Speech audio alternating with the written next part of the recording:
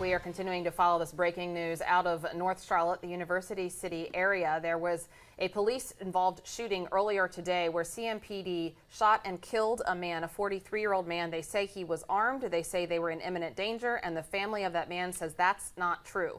That's what led to what you're seeing here. Live pictures from Sky 3. The spotlight is showing at the bottom of the spotlight a cordon of police, a line of SWAT officers in their gear trying to keep protesters at this point sort of in one area, Paul. Right. We're just told that Old Concord Road is shut down all the way to W.T. Harris at this point, and you can understand why.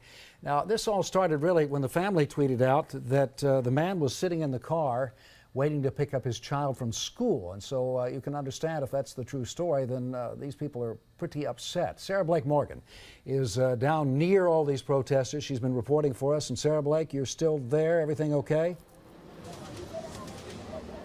Yeah, Paul, I'll tell you that we are probably about 10, 20 feet away from where that police cruiser is that you've been seeing on Sky 3. And I can feel the tear gas in my eyes and in my nose. It's quite strong here, but let's walk through so you can see all these people that are out here. It's pretty much the same. We haven't seen more violence or less violence in the past 10, 15 minutes, but people out here are angry. What you see right now over Sky 3, more than 1,000 people, I would say, out here. They are in the middle of Old Concord Road.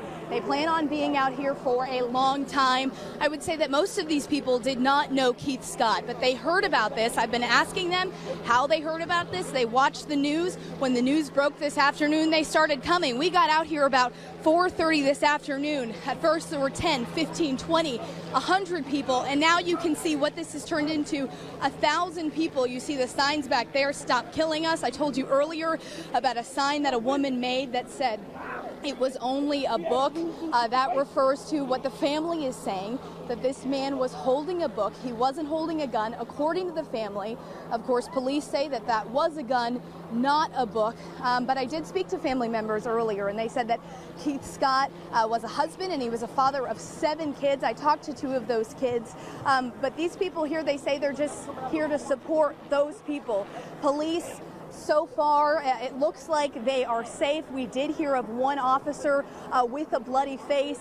Earlier, we saw water bottles being thrown at those officers, but in the past probably 20 minutes, I haven't seen that anymore because other protesters are encouraging the ones that are a little more agitated to be more peaceful. Some of these protesters just want to get their message across. They don't want to be violent, but some of them are a little more agitated. Back to you guys. Sarah Blake Morgan, thanks so much. And again, stay safe down there and let us know if anything changes on that situation. Right now, Paul, we're going to go to Colleen Harry. Colleen, I understand you've made your way. I do see people behind you. I understand you've made your way, though, to the police cruiser we just saw getting shattered and smashed by vandals. That's right, Molly. If you guys can take a look over my shoulder, if we can just squeeze in right behind here, you can see. Can you squeeze over for me, sir?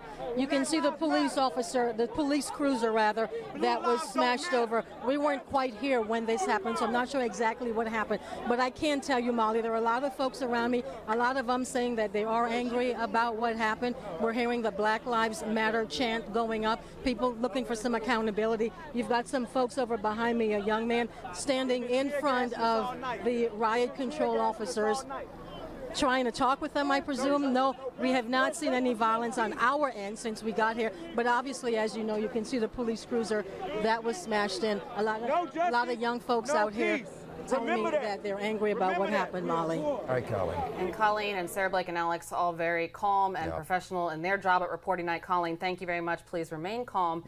That police cruiser, we did have some of the pictures we saw live on Sky 3. You could see what had happened, and everybody had remained pretty calm tonight, Paul, until that happened. That was the first violent situation we'd seen, and we'd been watching this for hours. As we said, it has played out on social media and video clips all night long. Well, Molly, I think a lot of our viewers think the same thing I am. There's no excuse for that kind of vandalism on a police car.